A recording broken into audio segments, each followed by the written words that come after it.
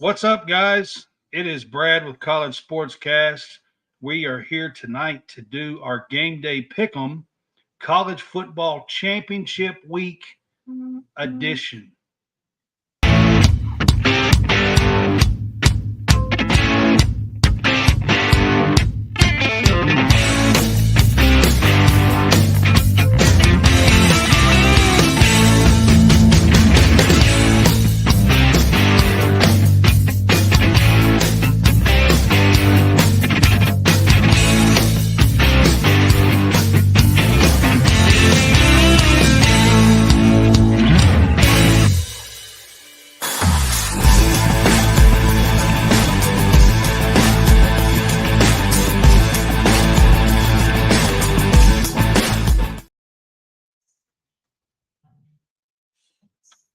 All right, guys, welcome back. It is Brad with College SportsCast. I have Hammonds on with me. What's up, Hammonds? What's up, man? So we are here tonight to dig into the college football championship game, and we're going to do that. And then we've got some college basketball games that we're going to pick from over the next 4 or 5 days, and we're going to dig into those too. But the main thing we're going to talk about tonight is we are going to look at each team that is playing for the national title. We're going to dig into those just a little bit more. And then we are going to look at the game itself and kind of dig into the game and how we think the game will play out and talk all about the college football finals. And then after that, we'll go through some college basketball games and talk a little bit about college basketball. So that's what I got planned for tonight. Hammond, you excited about the college football finals? Yeah, I think it's going to be a fun game. It's going to be a great game.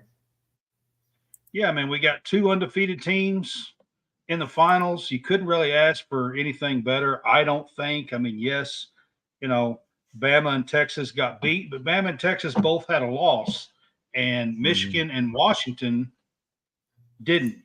They went through the season undefeated, and really and truthfully, I think the 2 teams that probably deserved it most are there. Yeah, I agree with you. What's up, Robert? We got Daniel Berry Sports with us. Just want to say what's up, guys. Robert Rhodes. All right. So what we're going to do, John, tonight, first and foremost, we're going to dig into Michigan a little bit. Michigan is 14-0, and they are one of the 2 teams that's in the college football finals, college football playoff finals. And we're going to dig into Michigan a little bit. And John, I mean, what's your initial thoughts on Michigan and making it this far and playing for a championship on Monday night? You know, they've overcome the hump. You know, the last 2 or 3 years, they've not been able to get over the hump in the college football playoff. And they finally done what they need to do against Alabama the other night. They made plays. Not to say Alabama didn't either, but they made enough plays to win, and they're playing for the title now. Michigan's got probably one of the best front fours in the country. Their defense is really good. They will be tested by Washington in this game. My biggest thing is, how does J.J. McCarthy play in this game? That's a big question for me because, you know, there's been some games where he plays really well, and then there's been a couple of games where he's not had the best game that many thought he would have. So this game's going to come down, I feel like, to the trenches. Whoever makes the plays up front, Washington's offensive line, Michigan's defensive line. I think Michigan, to me, has been the better team all season long. That doesn't mean anything in a one-game situation because if you're not the best that night, you're going to go home. And if you are the best that night, you're going to win a national championship. So I like what this Michigan State brings to it. Not Michigan I got State. a question. Michigan. I got a question for you. What do you think about all the stuff that this Michigan team has kind of had to overcome with Harbaugh and being suspended twice, not once, twice. Not being there for the first 3 games, and then he wasn't there for the last 3 regular season games as well. Yeah, it's been tough. They've had to overcome a lot.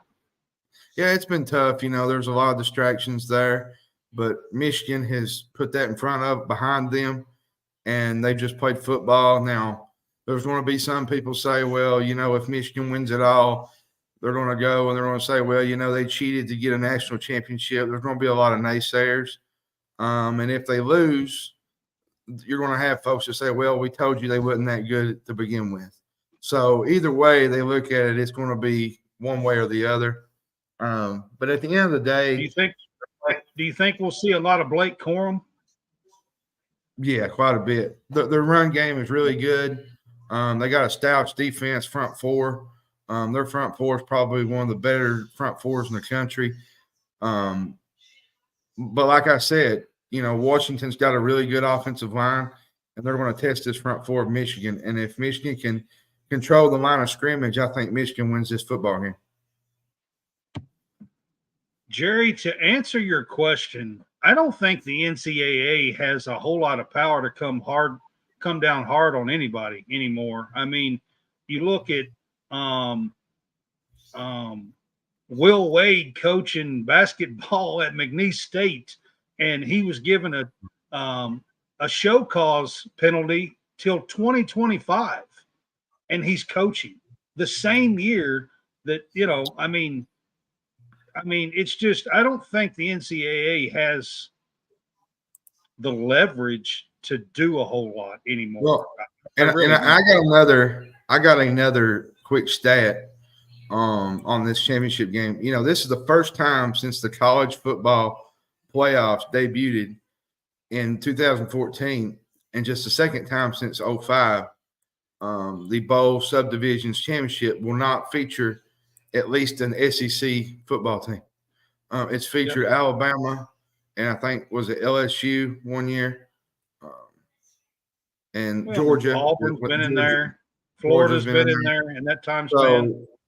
Now, I'm not going to say that it's fun not seeing SEC teams in there because we're from the SEC and we like to see a SEC team win and do good. But it's kind of nice to see somebody else in that spot, because you don't normally see it quite a bit. And I mean, it's ironically, nice. John, these is going to be 2 Big Ten teams next year.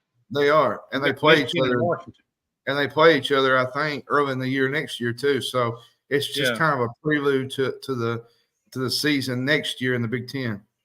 Yeah, but I mean, you got to give credit to Michigan with all that they have gone through this year with the suspensions of Jim Harbaugh, for them to stay focused and to get through the games that they had to get through. Now, I will fully admit that the first 2/3 of their season, I don't feel like they played a whole lot of great teams, to be honest with you. They ended playing. They did play Penn State. They played Ohio State, and they beat Alabama. So, doing all of that, I mean, their schedule has been upped by major leaps and bounds, and they have overcome all of this. Blake Corum a year ago missed the college football playoff game with a knee injury. And, he had to overcome all of that this year as well. So, for Michigan to be here in this spot, I think says a whole lot. Like I said, they are 14-0.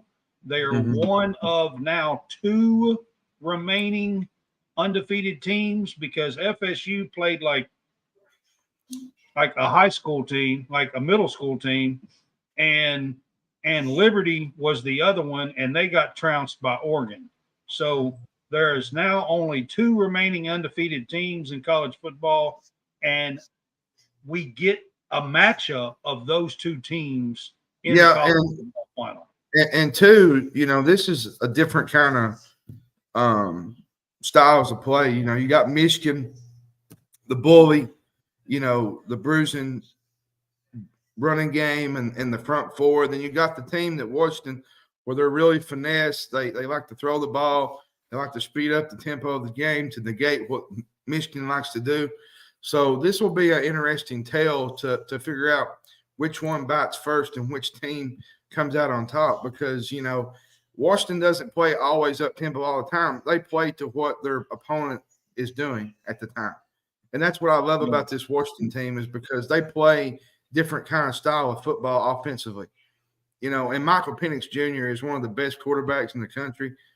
He's one of those that he just gets the ball to where they need to go. Rome Odunze might be one of the best wide receivers that I've seen in quite a while. He's really, really good.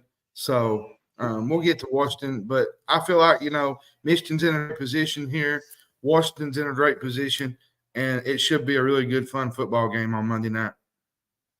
Yeah, I just kind of wanted to break this down and get into both teams here real quick before we do the picks. So, of course, Washington is the other team, the other undefeated team. This will be, for the next 2 years anyway, Oregon State, Washington State is going to attempt to have a Pac-12 comeback. But for right now, this will be the last football game for, the Pac-12 to be under that umbrella, at least for the next 2 years. Washington is 14-0, just like Michigan is, one of those two teams. And John, I mean, you've kind of already started it, but I mean, what's your thoughts on this Washington team? I read a stat today. Michigan and Notre Dame was the only FBS schools to allow fewer than 10 touchdowns in a year this year, and with at least 10 interceptions. But they haven't faced a quarterback like Michael Penix either, or the kind of receivers that Washington has. I think of Michigan's 14 opponents, only 2 ranked higher than 55th nationally in passing yards, and that was Maryland and Ohio State. So they're going up against a pretty good lethal offense.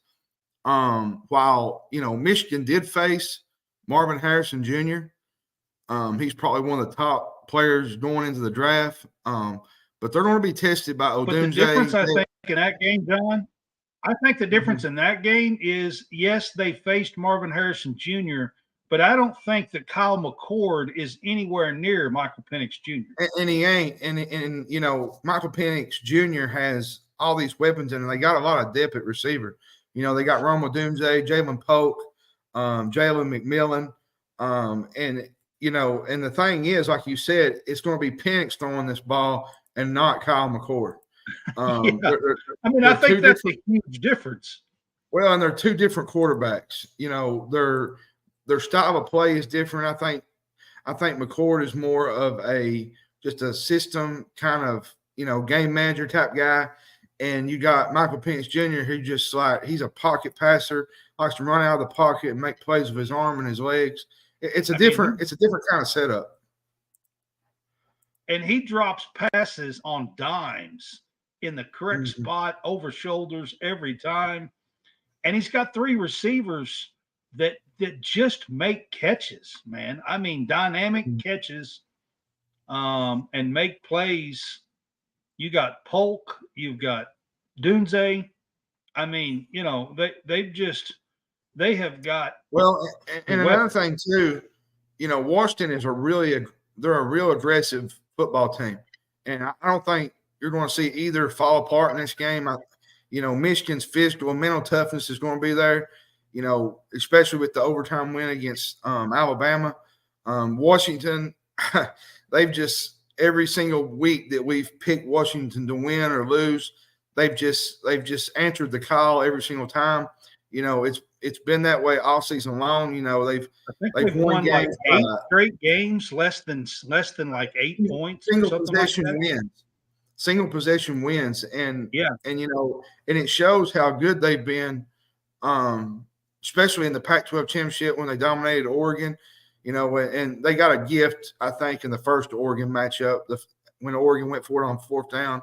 at midfield, and Washington went down and won the game. But that's not to say they don't belong in this championship. I think both teams belong here. I think we got the right 4 teams in this college football playoff. I'm going to tell you something. I watched it the other night, and this was maybe the best college football playoff I've seen since it started. Now, you can make a case. Good, but I will say this. After watching all this and seeing some of the games, I'm not so sure that Georgia didn't deserve to be in the 14th. Yeah, I agree with you. The thing that bothers me the most is I don't want to get back on this Georgia situation, but somebody at Barstool for FSU made a comment that kind of grounded my gears yesterday. It said, we should have been in the Rose Bowl playing against Michigan because we would have had a better shot to beat Michigan. I'm thinking, let it go. Like, you keep going on and on and on about it. Like, it just seems like a dead horse at this point. Well, I don't even know how anybody could say that after the, what happened. I mean, what they did, what they allowed to happen to that team and everything else when they were still undefeated and had a chance at an AP poll #1, possibly. I mean, I just like. And I'm going to be honest with you. I'm going to be honest with you, though. I wouldn't be shocked. I know this is a national championship, and I know, they're playing for all the marbles Monday night.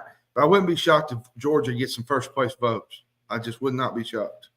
No, and all the other teams that was there, including Texas, including Bama, I think Georgia has the biggest beef. They do. To be honest, I agree with you. Is this where we go to our pick? Is this where we go to our picks now? Yeah. So the next thing we're going to go to, of course, is the game. The game is in Houston on Monday night, and we've got Washington versus Michigan. Michigan is a 4.5-point favorite in this game. And the sad thing is Washington's been the underdog each step of the way. They're the underdog again. And how do you feel about this matchup?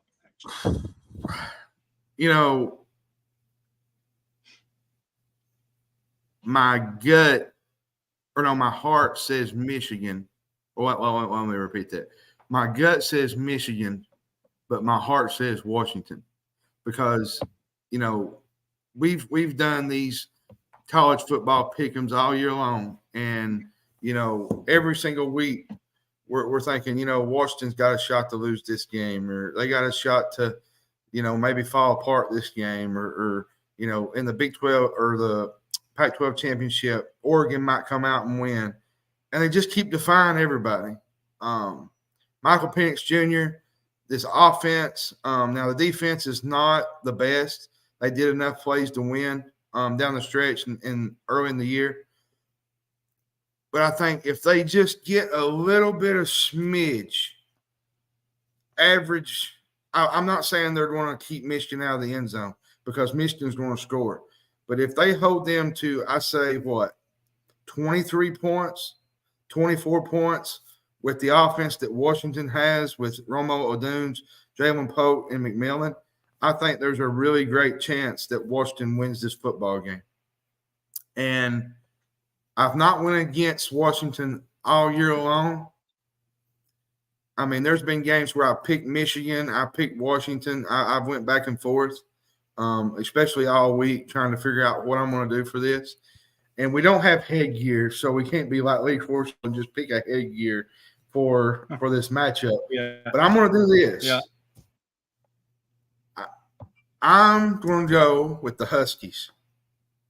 As much as I want to pick Michigan, as much as Michigan is really, really talented, their front four is good.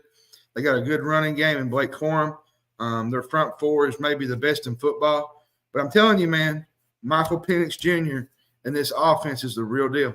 And if they get going and they get it together and they figure it out and they can get Michigan on their toes and get them off balance, I think they win this national championship, and they're bringing back a championship to the Pac-12 in its last season. So here's my keys to the game. I'm going to start with that. Washington's offensive line versus Michigan's defensive line. Washington has one of the best offensive lines in the country. They have, for the most part, kept Penix Jr. clean. They gave up 0 sacks the other day against Texas, who has a good defensive line. I think that is going to be an absolute key in this game. Can Washington's offensive line hold up against that Michigan defensive line? I think that is going to be a huge key.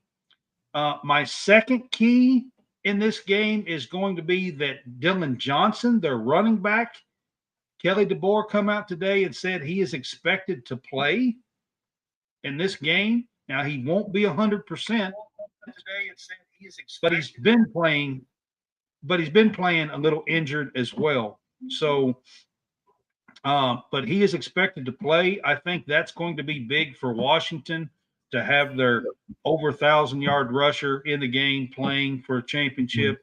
I think that'll be big for them. And then my third key in this game is going to be Washington's receivers, the 3 receivers, McMillan, Polk, and Odunze, against the cornerbacks, against the backs of Michigan. And those 3 backs match up and keep these prolific wide receivers. And when I say that, I'm not talking about just this year. 2 years in a row, Polk and Odunze are 1,000-yard rushers. I mean, 1,000-yard catchers. You want to know something that's really wild about all this? Is there's a lot of storylines in this.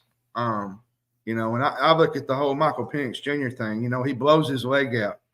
He's on the verge twice. He's on the verge of just maybe giving up football. And another thing that was crazy to me is, and it's not a smack on the coach, but it's wild to me that he played under Tom Allen at Indiana as long as he did.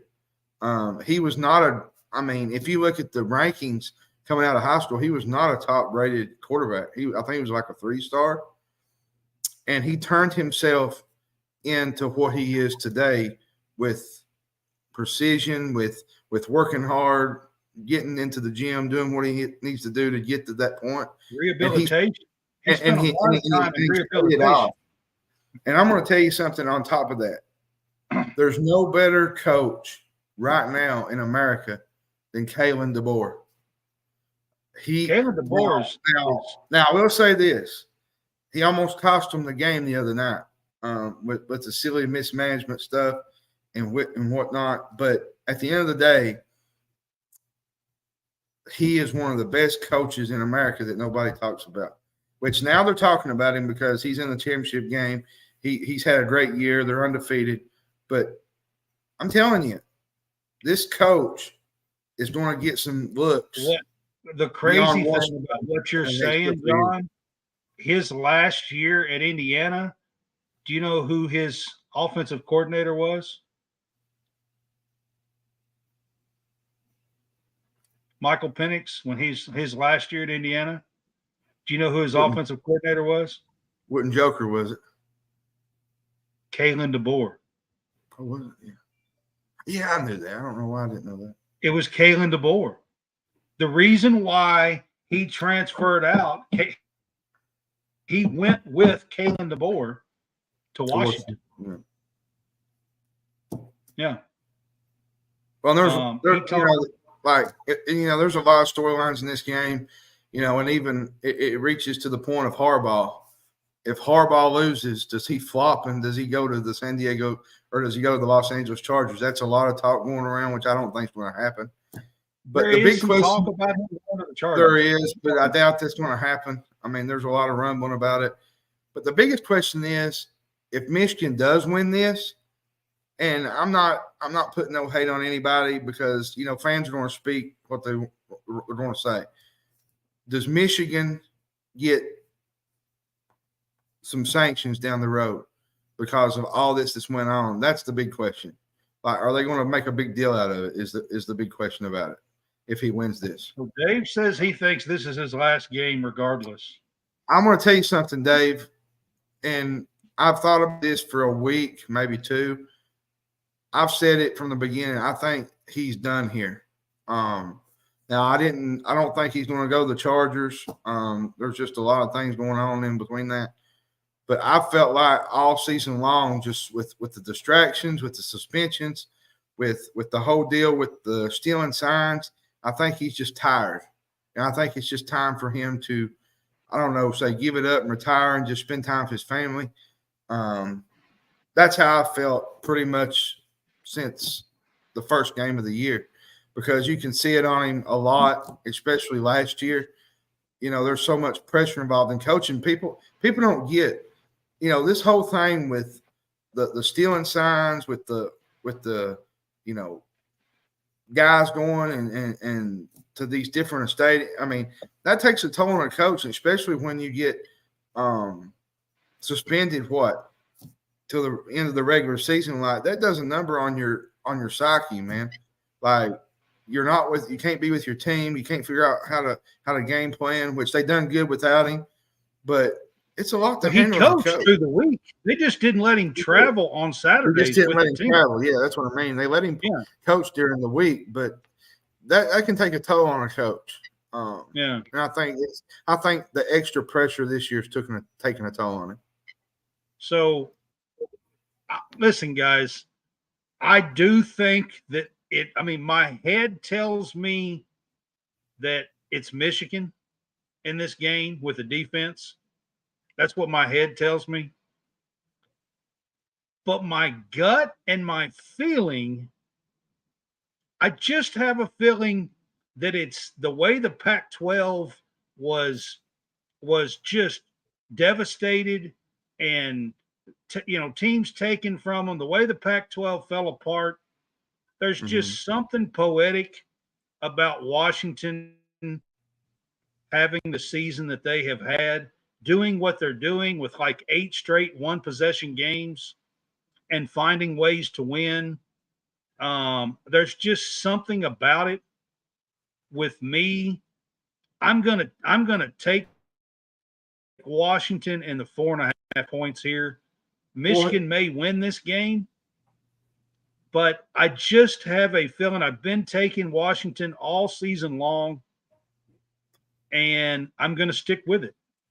And here's the thing, though, that a lot of people don't seem to grasp with this whole Michigan-Washington deal is Washington's been able to do this all year long, right? They've tried to figure it out, and they win the last minute.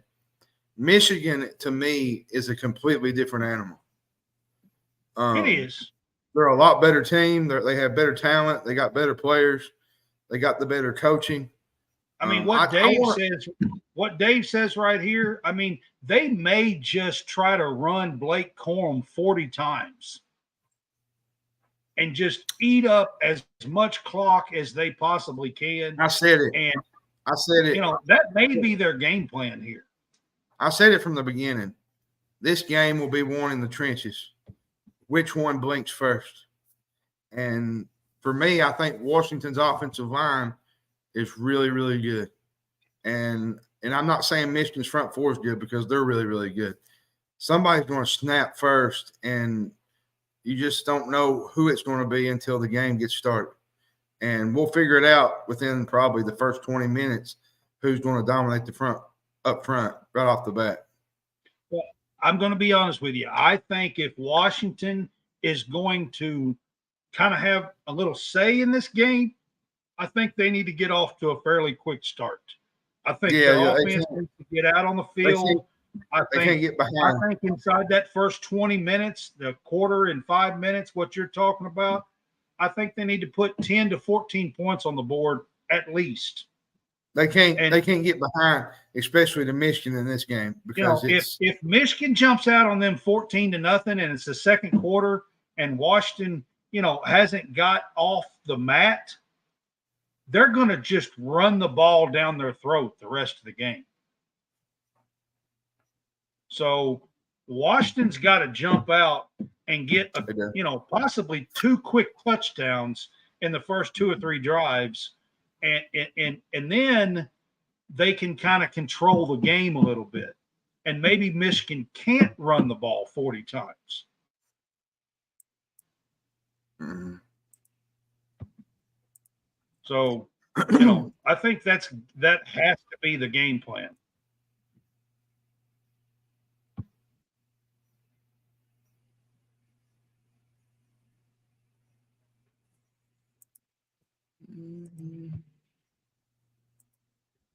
Clyde, you're absolutely right. We've talked about Michael Penix.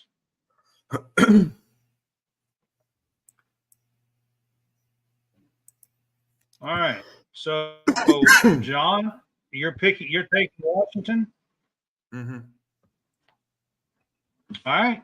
We are both taking Washington in the 4.5 points, even though our heads are telling us that defense wins championships and that Michigan might win this thing. So I just have a feeling, like I said, with the way the Pac-12 fell apart, I just have a feeling that it's kind of poetic justice. And you get Michael Penix and Kalen DeBoer and their wide receivers and their story and going out on top in the Pac-12. Mm-hmm.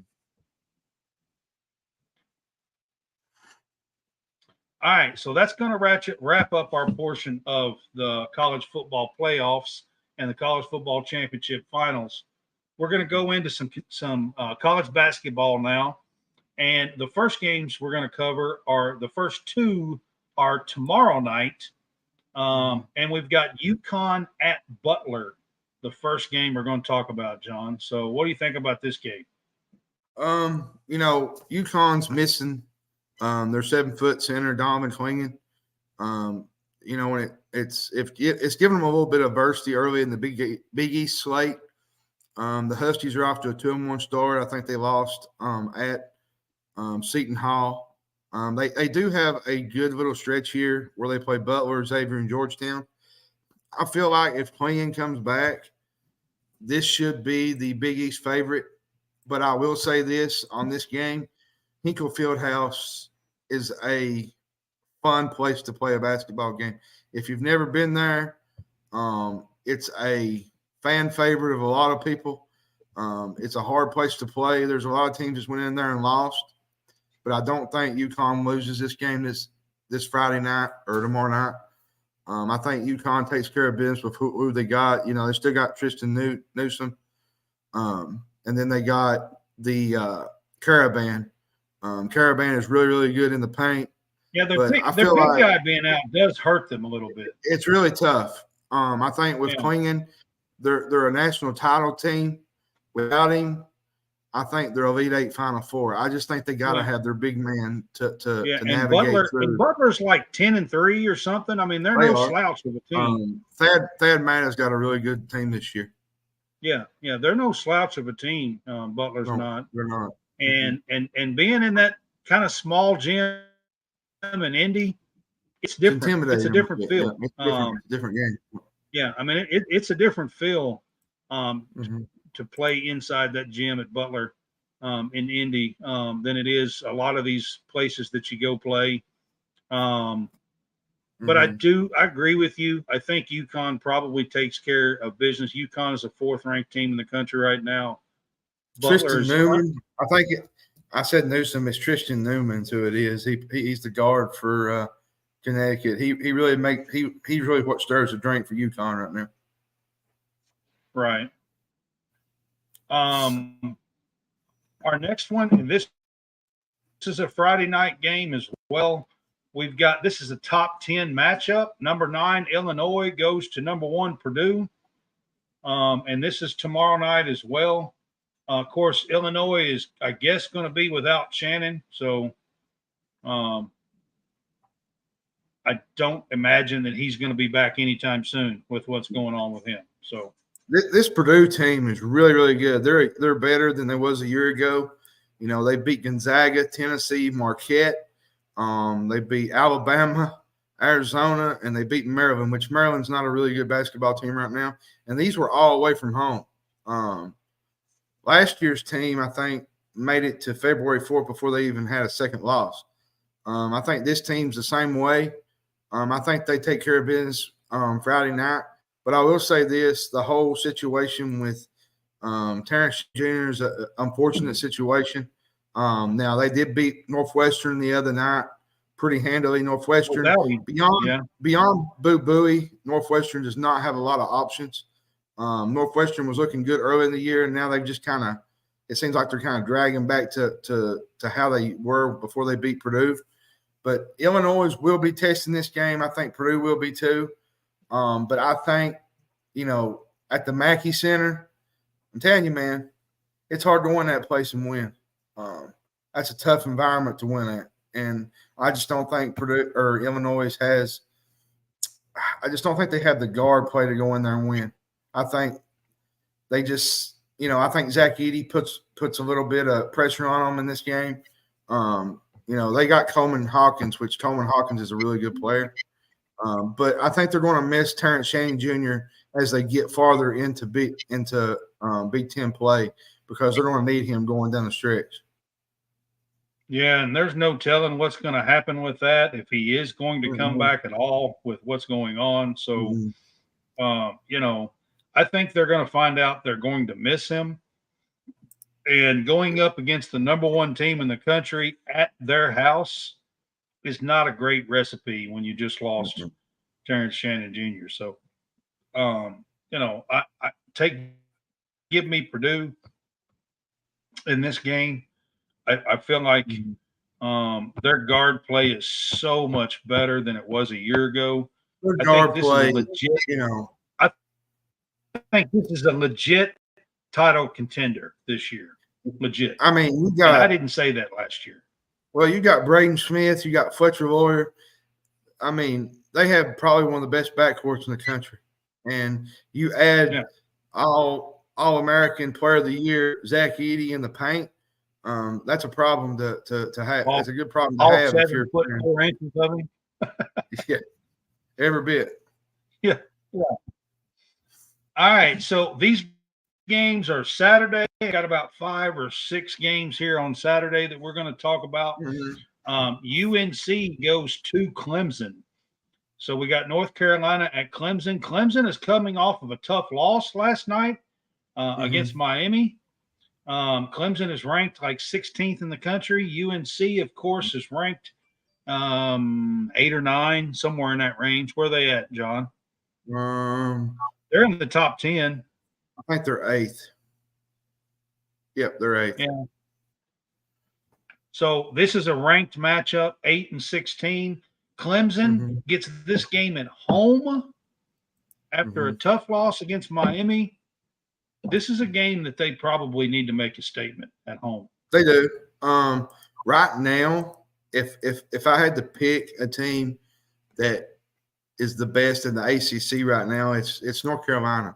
Hubert Davis has done really good with this roster. What he did in the portal and bringing back key veterans like R.J. Davis, Armando Bangkok.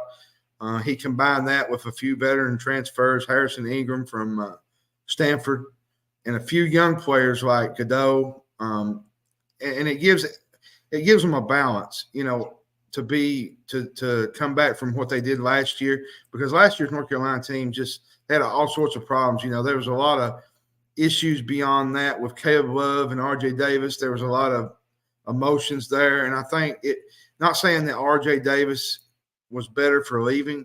I think it was just not a great fit, and he's doing really well in Arizona. And I think it kind of just brought the transfer portal to Hubert Davis to say, you know what, I need to mix and match and try to figure out who I can bring in to, help R.J. Davis on the perimeter and to make shots. And they went into Pittsburgh, which is a tough environment, and they won the other night. And to me, that's as impressive as anything, honestly, right now, because last year they could not do that. There was games where they just could not win on the road at times. And they're doing a really good job this year. R.J. Davis is having probably one of the best seasons I've seen him have. He was even good last year. He's just, to me, he's one of the top 5 players in the country. If we're putting a list together, I think you put RJ Davis is playing unbelievable. He's playing unbelievable. And I mean, honestly, on Clemson's side, you got PJ Hall, you got Hunter, you got Gerard from Syracuse, the transfer from Syracuse. This is a really good basketball team. They are good. I'll say this. They ran into a buzzsaw last night. Miami was shooting absolutely lights out from the floor. They could not miss. And sometimes that just happens. And you're going to have nights where you get on the road and you're not hitting nothing and the home team is absolutely scorching the nets off. And that's exactly what happened last night.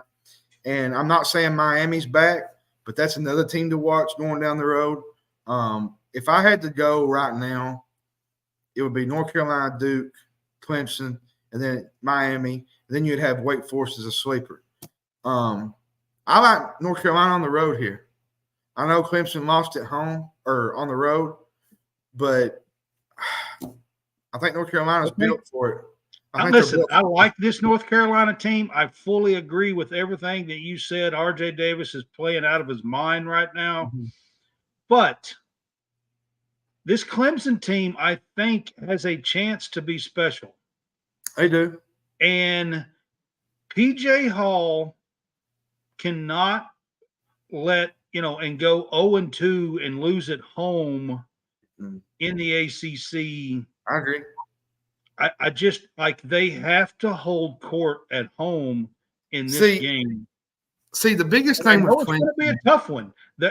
Beating North Carolina is going to be absolute. It's going to be extremely tough to do.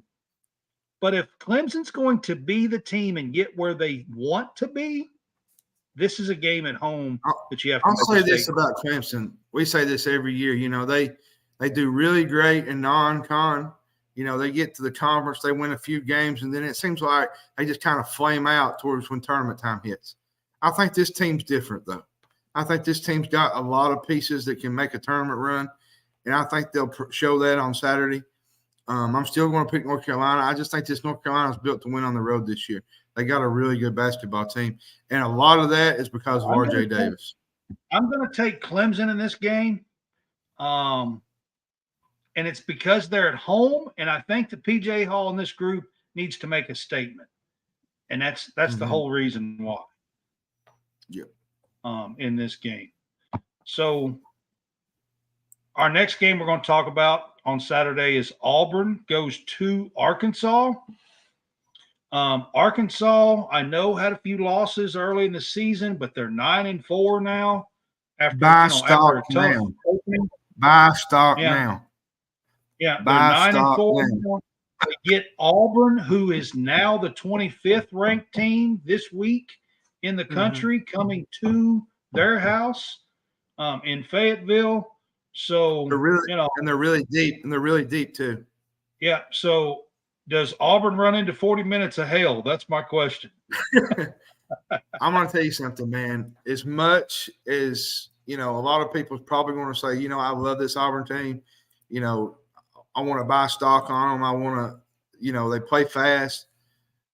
I'm telling you, man, there ain't many teams go into Bud Walton Arena and win. Let's just be honest. It's a tough environment. The way the fans are right on. It's a tough place. It's a tough place to play, man. It's a tough place. And I think this week I'm going to go Arkansas. I really like this Auburn team, though. I think they're one of the best shot blocking teams in the country. They have the best offensive rating at KenPom since the 2019 Final Four team. If I don't tell you that this Auburn team is really legit, this Auburn team is great. I've said it all year. Man, I thought they should have been ranked. I think they should have been ranked all year. I thought they should have been ranked for the last 3 weeks for sure. Listen, I get it. I know they lost on the road to App State. I get it. There's been a lot of teams lose by games this year. But since that loss, they've been playing really, really good basketball. And they play fast. They play the way Bruce Pearl wants them to play. Bruce Pearl, to me, is one of the better coaches in the SEC. And he gets the most out of his team. When they're struggling, he knows how to like Bruce Pearl. And I know it's controversial. I know I'm a Kentucky fan. A lot of people probably wouldn't think that I do because I hated him when he was at Tennessee. I hated him because I hate He's Tennessee. A great coach. Okay, he's a great but coach. Since he's been at Auburn, I've noticed just how great of a coach he is, a good recruiter, how much he loves his players and his team, how much he gets out of them. He's a really, really good coach. Ken Palm, Josh, is it's a offensive defensive ranking. It's a metric rankings for offensive and defensive for offensive and defensive efficiency. Yeah. And Ken Palm is one of the like 6 metrics that's used to get in and to it's one of the metrics that's used to get in the NCAA tournament. I'll tell you what we'll do. Later on in the year, we'll get a bracketologist on here. We talked about it yesterday, and we'll get him to break down all the metrics, how they work, because us regular guys, that's used Ken Palm. It is, and there's a lot of metrics out there that you can use. There's different people use different ones. It just all depends on what you really like. To be honest, I go by Ken Palm because I think it gives you a good idea. It's a really good one to use because it takes your offensive and defensive efficiency into effect. And I really do like the Ken Palm one as well. I do. And I like Bart Torvik too. He does a really good job too. Torvik is good as well. I like both of those that's used now. These rankings have only been around for about 5 or 6. This is only the 6th year of the net ranking. So all of this is still kind of fairly new. In this, I think I'm going to take Arkansas at home in this game. I really do like this Auburn team though. But I just have a feeling at Bud Walton that they're going to be able to pull this one out. No, it's going to be tough. The next one we're going to talk about is a big game in the SEC Saturday as well. And we've got Ole Miss, undefeated Ole Miss, who's ranked like 22nd at number 5, Tennessee. Let's be honest here. So we got Ole Miss is 13-0 under Chris Beard. Don't get me wrong, it's been impressive, but we got to realize that a lot of these wins have come against Ken Palm's. I think they're number 274 ranked non-conference schedule. So they really haven't played a lot of teams. Now they did beat Memphis. That was a big win for Ole Miss. They did beat Memphis, but they're going to find out how good they are Saturday night when they go into TBA. Thompson-Boling Arena is a different animal in the SEC. Tennessee's defense is really legit. Now, I will say this about Tennessee: their offense is sometimes they have these spurts where they just go into a drought, and that cannot happen going forward in the tournament and such if they want to get past the Sweet 16 and have it be a second weekend team. But Tennessee at home, a lot of times, is very hard to win in Thompson-Boling Arena. That is a tough environment to play in. And they always bring their best every single night. That's why I enjoyed last year's ass whoopings. Well, and the thing about Tennessee, no idea how much I enjoyed that.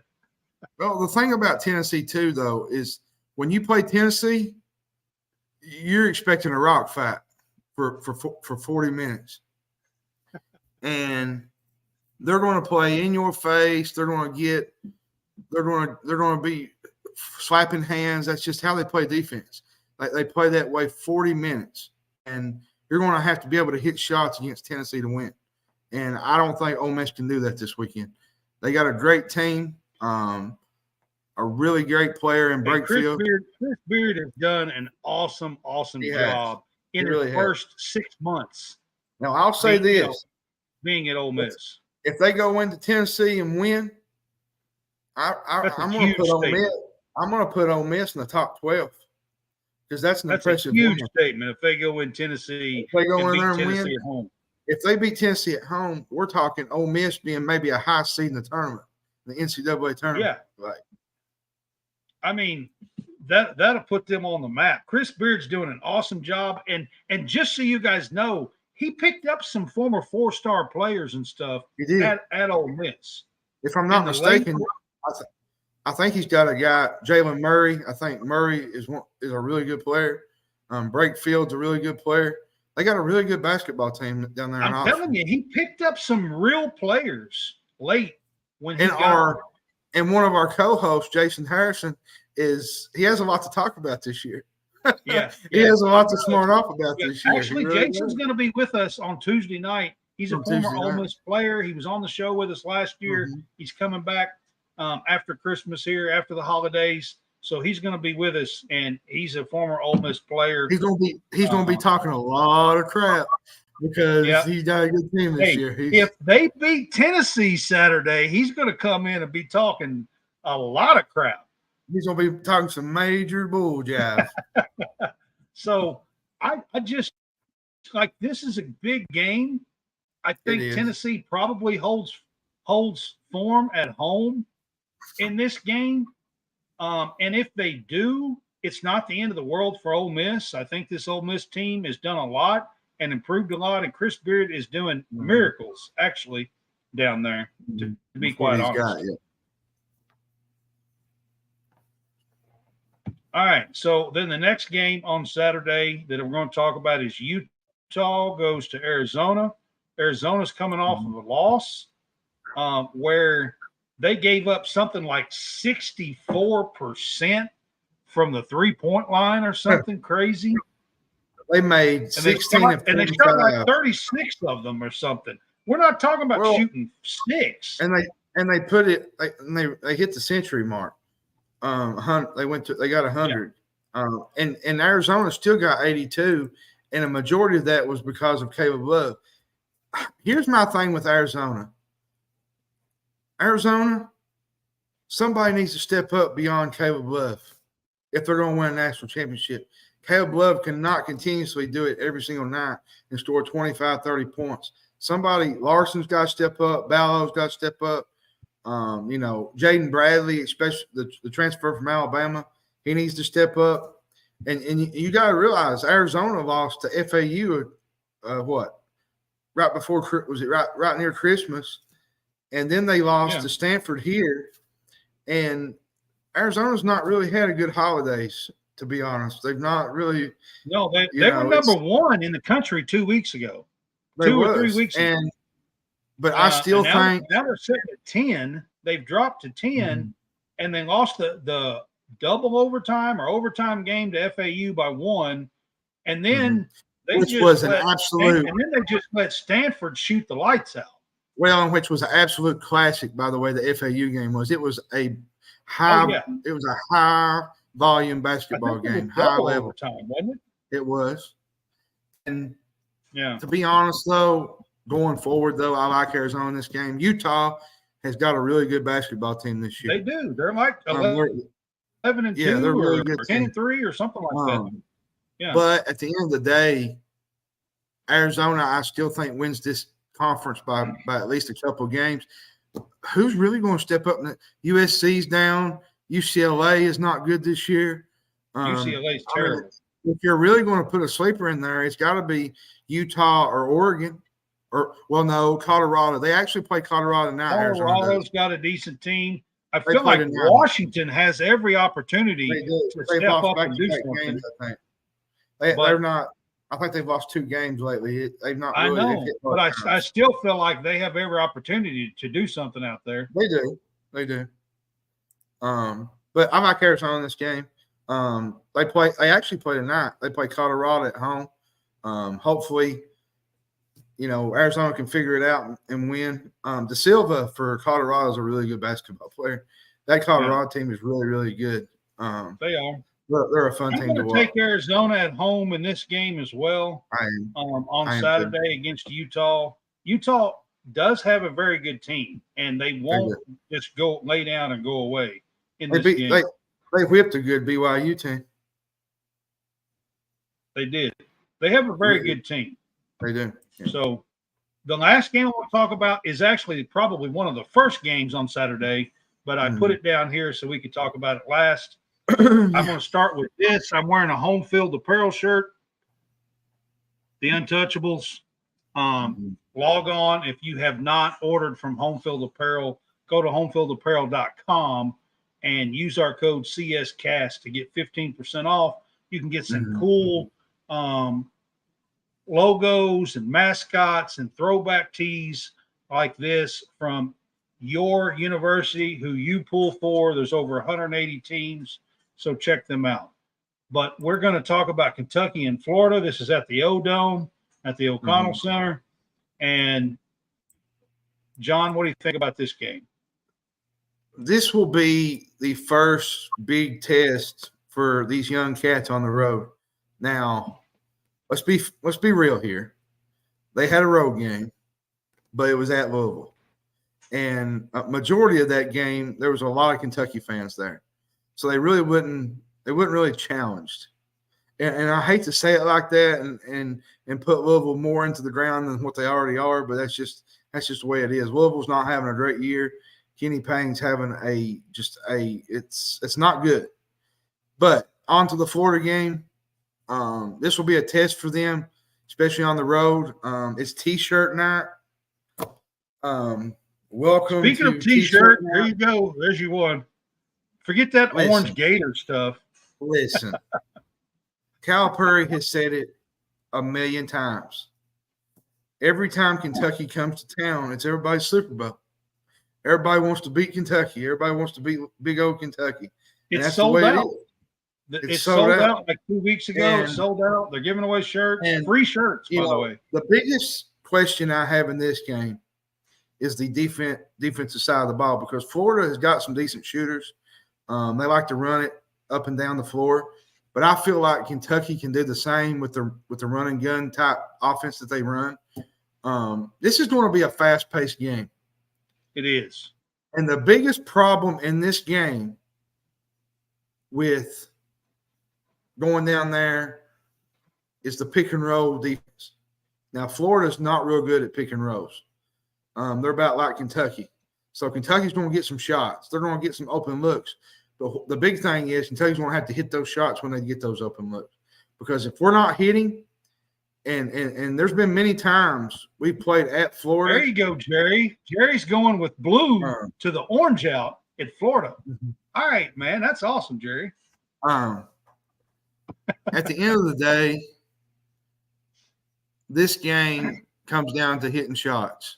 And we've seen it in years past where Kentucky gets down there and Florida gets on a little run and they get up, 15, 16 points, and we're in a hole, which you look at the 2020 COVID team with Tyrese Maxey and Ashton Hagans. They had to come all the way back at the end of the year to win on a late tip in.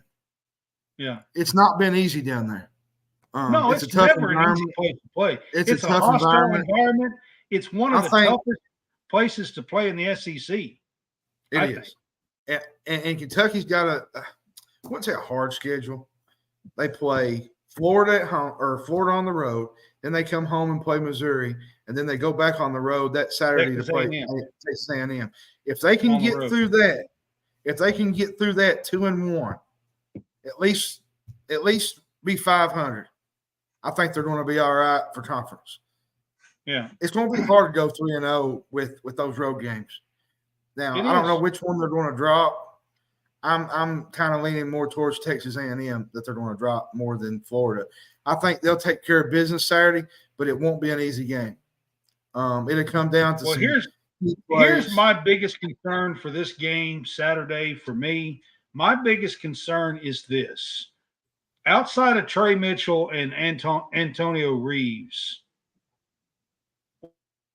well, we don't have a lot of players that are playing major minutes for us that have ever been in a hostile environment like they're going to see in the O-Dome for the orange out against Florida. Bunch of freshmen. Right. We're playing a whole bunch of freshmen. They've never been on the road like this. If you count that Louisville game, that was a road game. But let's be honest. That really was not a damn road game. So even John's laughing at that. So you can't count that shit. I don't even want to Don't even mention it, okay? Oh, So goodness. you can't count that shit. This is the first true road game that these Kentucky boys and freshmen have been to. They're going to be jumping and all the stuff that they do. It's going to be rowdy, hostile, crazy. I'm going to tell you, and let me add to this. We're going to have to perform. These freshmen are going to have to perform through that. Let me add to this before we log off tonight. I think in this game, I've watched Kentucky all year long. Yeah, they had the anomaly loss to UNC Wilmington, and it really hurt. It was a stinker. There's been a lot of teams have a lot of stinkers on their schedule this year, but the other games that they play, this just seems like such a different Kentucky team than they've been the last 3 or 4 years. Like when they get pressure on them, it feels like they up the ante. You get what I'm saying? Like the guards just take over in a key spot. Like you look at the North Carolina game. North Carolina was shooting shot for shot with Kentucky, and it seemed like every time North Carolina shot one, Kentucky would come right back with another big shot. These guys, these freshmen, Dillingham, these freshmen, they were coming down the floor and just ice water in their veins. That's what I'm saying. These are not your normal freshmen. No, they're not. They're absolutely not. The only time this year that I felt like that they didn't play as good as they could down the stretch was Kansas. But that was like the second game of the year. Well, and two, I think a lot of it was the first game of the year, and Hunter Dickinson was just controlling the paint. He was, But since then, here's another key. Here's another key that you need the Wilmington game. Well, and here's another key that you need to take with you while you remember this game. And this is just not the Florida game. This is for down the road. If Kentucky is going to win a national championship, they have – remember this now, y'all. They have to get better play out of Aaron Bradshaw than what he's been doing lately. The big. I'm going to tell you the big difference in this game. We've got to rebound the ball. Rebound the ball. Yep. Because Florida's a really good offensive rebounding team. We cannot. I want y'all to hear this, and I said it once. We gave up 27 offensive rebounds to Illinois State. Yeah. What? That should not happen. That's insane. See, here's the issue with the offensive rebounding that concerns me at the Florida game. Because if Kentucky's not offensive rebounding and Florida's offensive rebounding, that's going to give them second and third chance opportunities to hit shots. And if you get in that situation and Florida's starting hitting shots, boys, you better turn the lights out. They're going to rush the floor when the time kicks down. And you're going to see Kentucky be upset. That's what's going to happen. You can't let it happen this weekend. You got to go in there with I fully expect to see Bradshaw play better tomorrow night or tomorrow morning. It's in the morning, actually. Actually, today's Thursday. Oh, yeah. You're right. Come on, it's Saturday. Come on, it's Saturday morning. My bad. Sorry. Brad's been working all week, everybody. Just leave him alone. I'm sorry. Anyways, I expect them to play really well. I expect Bradshaw to play good. I expect a little bit more on the inside. And I told a couple of guys that's in here, Clyde and Josh, I am expecting it to be a tough game. I think it's going to be like a 5-point game. But I'm going to say this. If Kentucky plays their ball, their style of play, and Florida cannot guard these guards, Kentucky could win this by 15 or 15 plus. They could. Clyde here says 86. Josh says 86-80. And Clyde I didn't make my pick. 88-78. I didn't make my pick. I just kind of talked over the game. Kentucky wins this game. They win this game at least by 10, I say. I'm picking this game more than I am the A&M game because the A&M game is a lot tougher, I think. The A&M game is going to be a tough game on the road for sure. And this one is too, but I just have a feeling that we are a little bit better than Florida. When does Kentucky baseball start? Josh. Yeah. So Kentucky baseball I'm taking Kentucky in this game as well. So I've got a couple of other games here that is next Tuesday. Do you want to pick them real quick, or do you want to end it up? Let's tonight? just kind of talk about it. We don't have to pick them, but let's just talk about it. Well, so there's a couple of games next Tuesday, and I picked this one out because BYU has had a really good season up to now, but this is their first year in the Big 12. Everybody knows that the Big 12 has probably got the best conference in basketball, and they are about to hit the real world here and have to run through the Big 12. And they're, one of their first games. I don't know if it's their first because it's next Tuesday. They'll probably have a game this weekend. But and what a lot of people don't know, and what a lot of people don't know, that Baylor's opened a new basketball arena too. It's on the bank of Brazo's River. It's a new basketball arena. So this will be a tough game for BYU. This BYU team is really fun to watch offensively. They are. They can fill it up. But at the same time, they're going to be walking into a dangerous trap, with Baylor, Kansas, Houston. Man, it's going to be a sledgehammer all year long. It is. The Big 12 has 6 teams ranked in the top 25. It's going to be tough, and even TCU one of the 6, but and TCU is going to be tough, especially on there with Jamie Dixon. And I'll even tell you, I know they've not had a great year. West Virginia, they finally got what's his name? The transfer. He just got transferred. He just got eligible the other night. He adds another dimension to their team. So at the end of the day, this is going to be BYU has ex-Kentucky coach Mark Pope, ex-Kentucky player. That's a coach there, Mark Pope. They can fill it up. They have lots of 3-point shooting. They're a fun team to watch. They're ranked like a 12th or something in the nation right now. This is a top 12, 15 matchup between BYU and Baylor next Tuesday night. So I picked that one out. It's a game to watch for sure next Tuesday night. Raekwon Battle. It was Raekwon Battle. Raekwon Battle adds another dimension to this team. Because if you watch Saturday night, they almost beat Ohio State. They lost in overtime.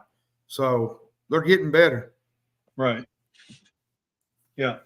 And then the next game that I was going to talk about on Tuesday night, we just got through talking about Auburn having to go to Arkansas on Saturday. Then they turn around and Texas A&M is coming to their house. So that's their opening. Good luck in the jungle, man, is all I can tell you. Yeah. That's their opening for the SEC. So then you got Texas A&M, and this will be the game that Texas A&M plays before we come to their house. It's insane to me, Texas A&M will have to go to the jungle at Auburn, and then we will come to their house next Saturday. So I'm going to tell you this, and this is not necessarily on this game, but there's going to be a lot of teams up in the upper echelon of the SEC, the top 5, that might have 2 or 3 losses beyond the first couple of weeks. That might, we're talking about the first 2 or 3 games in the SEC here, and you can see, guys, this is not going to be easy. I'm going to tell you. I'm going to tell you something. Mark Pope is their coach, Josh Hart, for BYU. He asked who their coach was. I said Mark Pope. Former Kentucky he was a 1996 national champion. Yeah. Kentucky, but I'm going to tell you something, man. There's been a lot of teams go into the jungle, and they didn't come out alive. Kentucky, Tennessee, Alabama, Texas A&M. I can't remember the last time Kentucky won there. Tyler Hero's team. Tyler Hero's team. Tyler Hero? With P.J. Washington, okay, it's been a while since Kentucky won there. The thing about that arena, it's not – they nicknamed it the Jungle, but it's Neville Arena. Yeah. But the thing about it is, what makes it so intimidating is it's right on the floor. the fans are right on top of you, and it makes it intimidating. And it's really a really hard place to play, and the fans get in your face. It's sort of like Cameron Indoor Stadium in a way, except Cameron is more up towards the floor, but it's still an intimidating place to play. And listen, man, Kentucky's got to go there this year. Texas A&M's got to go there this year. There's going to be a lot of teams go in there, and they're going to get bit by a snake. It's a tough place to play. It is. It really is. Yeah. So I just wanted to bring those in and take a look at those games tonight. Like I said, both of those games are next Tuesday. Mm-hmm. So kind of give you a little bit of something to look forward to for next Tuesday. But that's going to be our picks, and that's going to be our show for tonight. Our next show will not be Sunday. We would not do a Sunday show this week, and the reason for that is that the national championship game is Monday night, and our Sunday show is usually our weekend wrap-ups. Well, I don't want to wrap up the week until we have the championship game on Monday night. So we will do our weekend wrap-up championship edition show at 8 p.m. on Tuesday night, the night after. He said, great show. I said, thanks, Jerry. Yeah, I appreciate it, guys. By the way, everybody, I don't want to have the wrath of Brad on Tuesday. So will everybody please pray that his Green Bay Packers make the playoffs and they win Sunday? And he does not have to, I don't have to feel the wrath on Tuesday afternoon or Tuesday evening. Man, if we don't beat the stupid Bears to get in, I'm going to be so upset. You have no idea. I mean, come on. Goodness. We surely to God can beat the Bears.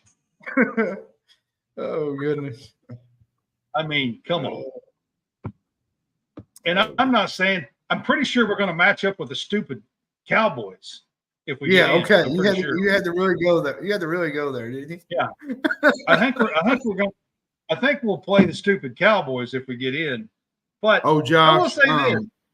The Packers have a pretty good record against the Cowboys. That's all I'm going to say. Yeah, they do. Josh made a kind of a quick comment there. He said, nothing like Barnhill Arena back in the day. Listen, I've heard some stories about that place. Hawkins, what was Todd Mayberry, those Arkansas teams back in the early 90s, man alive. That was a hard place to play too, man. The thing about Barnhill Arena, it was so small. And it felt like everybody was just like cramped in that place. And it just felt like, it was one year, I think, Kentucky was ranked pretty high and Arkansas just weather whooped them by like 20 points. Like they had Hawkins, Mayberry, Oliver Miller. Nolan Richardson. He had some really good teams. You remember Big O, Oliver Miller? Oliver Miller was really good. Big O. Yeah, Oliver Miller and Corliss Williamson and Scotty Thurman. And those are some good teams, man. Mayberry. That team won the 1994 national championship. Beat Duke with Grant Hill. Should have won at 95 with UCLA. Yeah, should have won back-to-back, but they missed out on that one. But, that was a really good team. Josh said it was always 110 degrees in there always. Yeah, it was always hot. Yeah. It was like the old Boston Gardens. Yeah. They had no air in that place either. In the 80s, it used to be like 120 degrees in there, and people were like, why does all these teams struggle when they go to Boston? Boston always wins. That's because Boston knows how to play in 125-degree humidity. Yeah. And other teams are sucking oxygen. Well, speaking of humidity, we're supposed to get a big snowstorm this week, so everybody be safe this week. So there's a lot of snow time and Hammonds is going to be jumping for joy when we get 100 and or when we get a big snowstorm. Yeah, I am actually. That's because he's going to put chains on his truck and he's going to be out in the snow. Driving. Yeah. All right, guys, we're going to wrap this up. I appreciate y'all being with us. Everybody go out this weekend, watch some college sports. On Monday night, everybody tune in for the national championship game. I think this game is going to be well worth the watch. We got the 2 undefeated teams left in college football playing for a national championship. I really don't think you can, have it any better to have those 2 teams playing. Yes, FSU and Georgia had some kind of a say-so, but when FSU just don't give a crap, they lost their say-so, if you ask me. So, so I think the 2 teams that are there are the right 2 teams, and I look forward to the national championship game. So y'all have a great night. This has been Game Day Pick'em Championship, College Football Championship Week edition, and we will see you for our weekend wrap-up on Tuesday. And Jason will be with us Tuesday night too. So Jason Harrison will be with us Tuesday night to wrap up everything. So it'll be his first show with us this season. So we're looking forward to having Jason back on. Ex-Ole Miss basketball player, I think graduated in 2003, if I'm not mistaken. I think that was the year. So we appreciate him being back with us to finish up college basketball season. So, all right, y'all have a good night. Have a good night.